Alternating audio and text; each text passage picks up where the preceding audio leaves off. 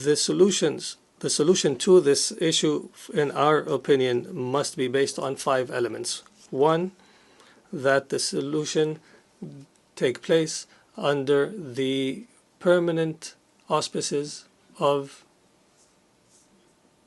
the United Nations. Second, that the solution be based on direct negotiations between the parties, the Kingdom of Morocco, and the Polisario Front. Third, that this solution be a result of the formulation of the parties and not imposed by any single party or any other party. Fourth, that this solution be aligned with UN principles on decolonization and on achieving justice for people under colonization. And fifth and finally, that the solution leads to empowering the Sahrawi people of exercising their right to self-determination as per UN resolutions. Also, in the direct neighborhood of my country, the Libyan crisis deepens and complicates further day by day. While the international community is losing interest in Libya, and while any practical prospects for a peaceful settlement is absent.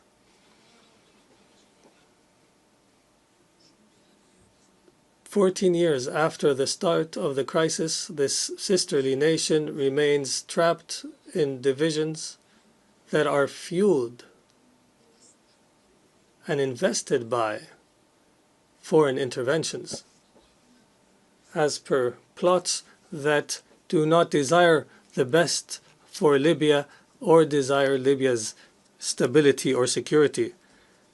If the matter was left to the Libyans alone, they would have reached an end to their divisions by now and would have charted a path forward that ends the crisis a long time ago.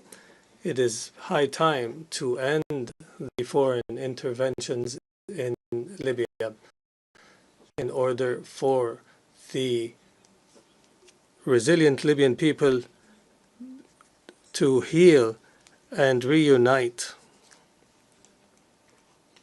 Only then we would have paved the road to a consensus leading to a settlement and elections by which the Libyans would choose their representatives. Representatives who are loyal to the Libyan nation and the Libyan people. As for the Sahel region, Algeria reiterates its full commitment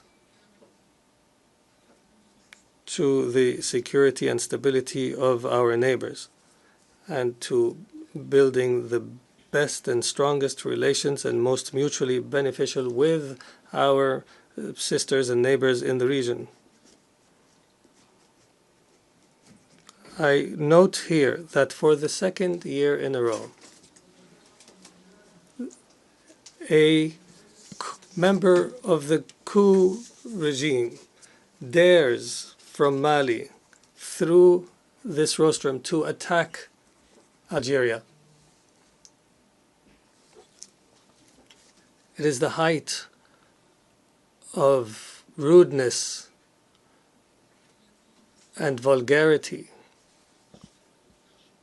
by which this failed poet has spoken, and this coup plotter. It is only the illusion of a soldier and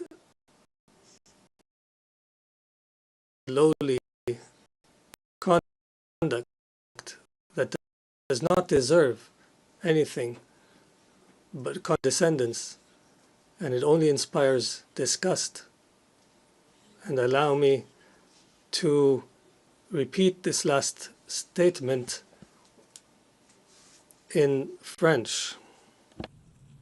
Les sommets de la The depth of perfidy, vulgarity, and coarseness reached by this false poet, but genuine coup plotter, are nothing more than brutish verbiage. His gutter talk deserves only scorn and inspires only disgust. I repeat,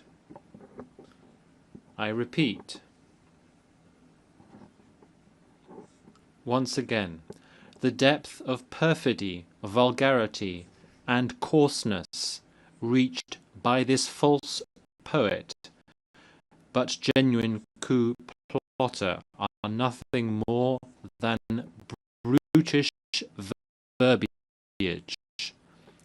His gutter talk deserves only scorn and inspires only disgust. وعوض التفوق.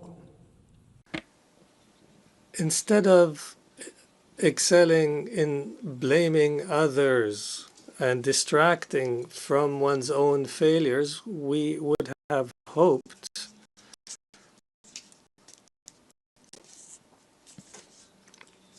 that that coarse soldier and his likes had excelled at other disciplines that are more noble and more beneficial for Mali,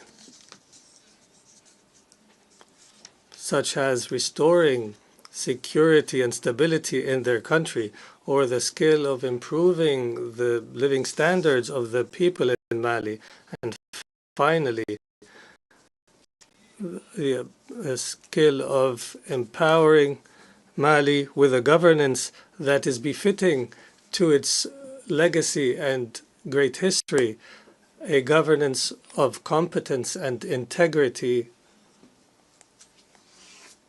and that is loyal.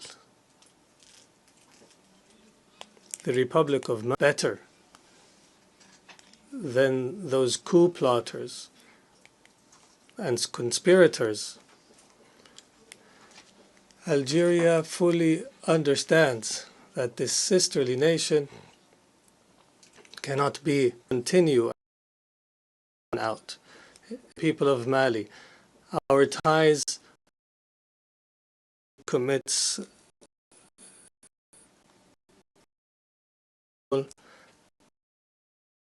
African,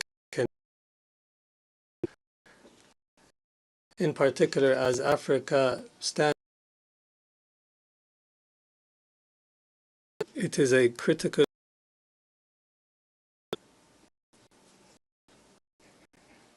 where on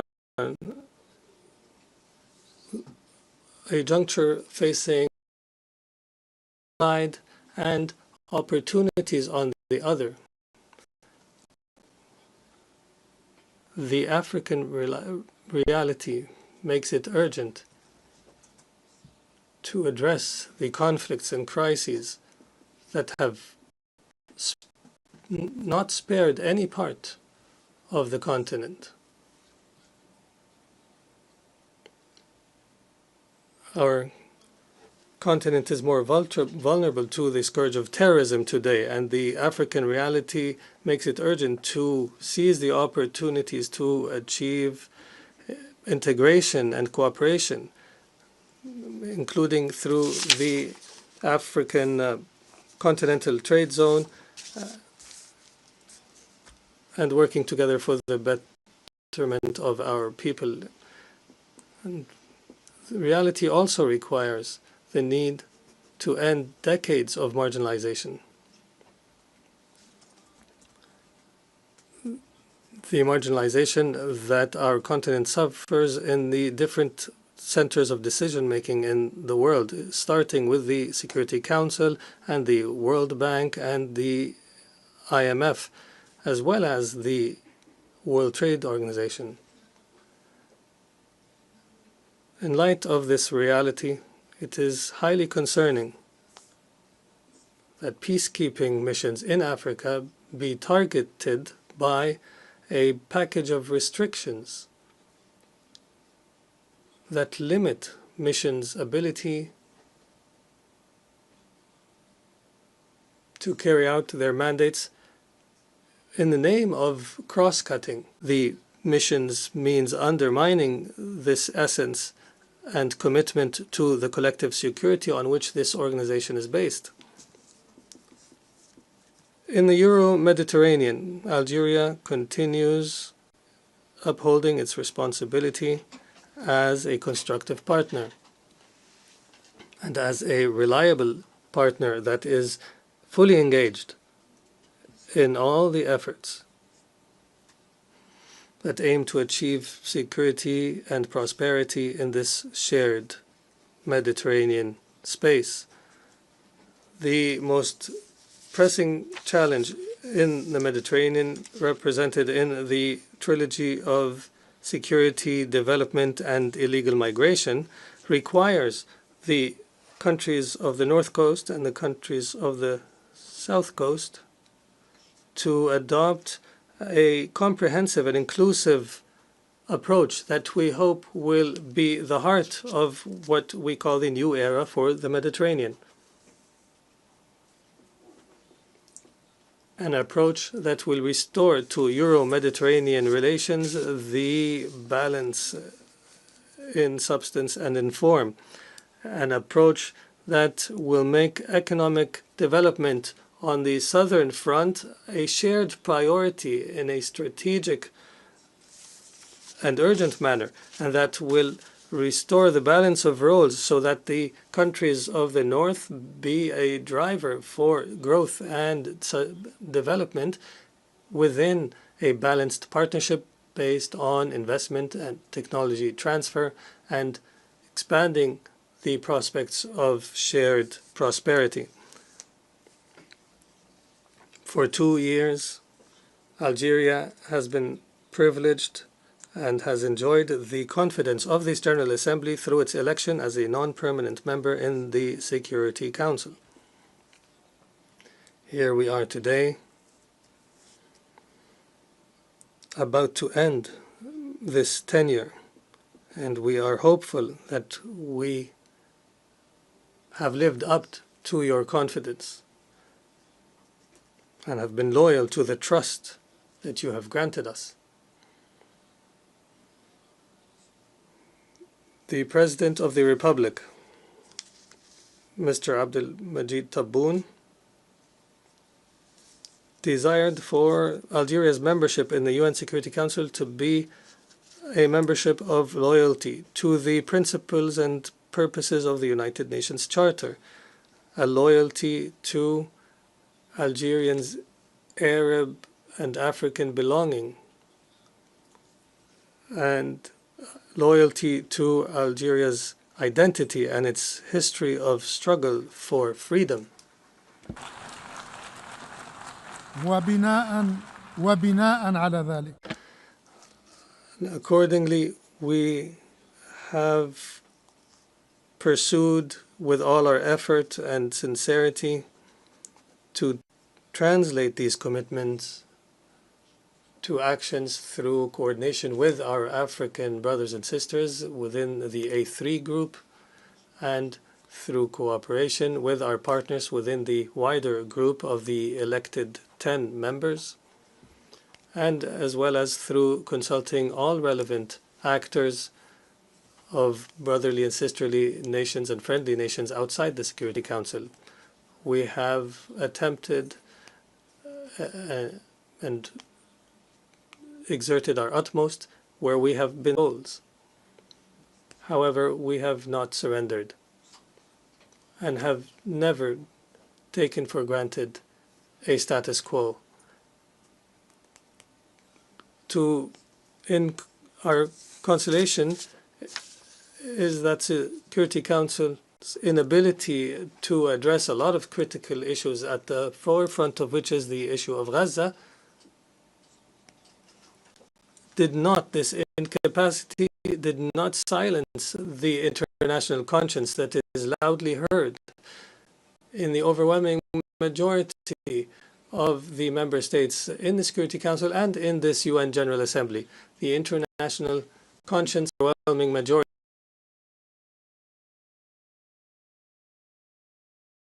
and therefore Algeria is certain that hope remains alive for a better future for our United Nations, a better future for the international community, and a better future for the whole of humanity. Thank you all, and thank you, Madam President. I thank the Minister of State, Minister of Foreign Affairs, Algeria.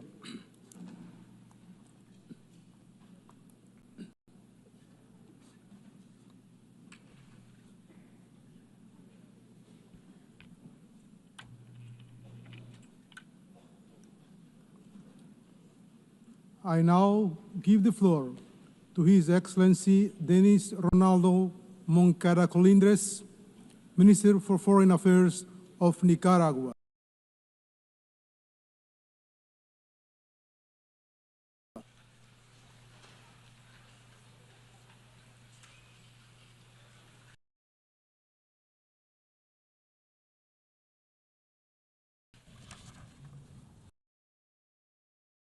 Señor Presidente, President,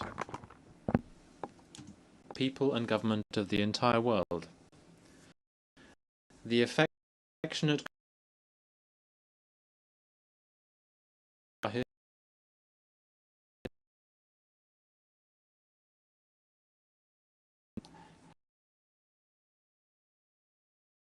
battles, defending our principles and values, sovereign dignity,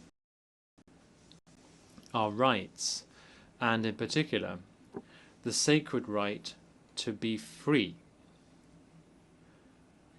and thus to choose our own cultural, social, economic, and political model, to make progress in the fight against poverty, faced with all the challenges of these difficult moments in the history of humanity. We stand here once again, proud of our brothers and sisters, our links with other combative, decent peoples, as are all the peoples of the world, peoples and families whom we defend, protect, and sustain in all of our prerogatives and beliefs, in all the cultures and practices that the colonialists and imperialists of the world have tried to attack and which they have tried to steal from us without being successful in that effort. And we know that they will not ever be successful in that effort. At this critical juncture, the dilemma is repeated, the eternal duality, the never-resolved conflict between peace and war, between life and death, between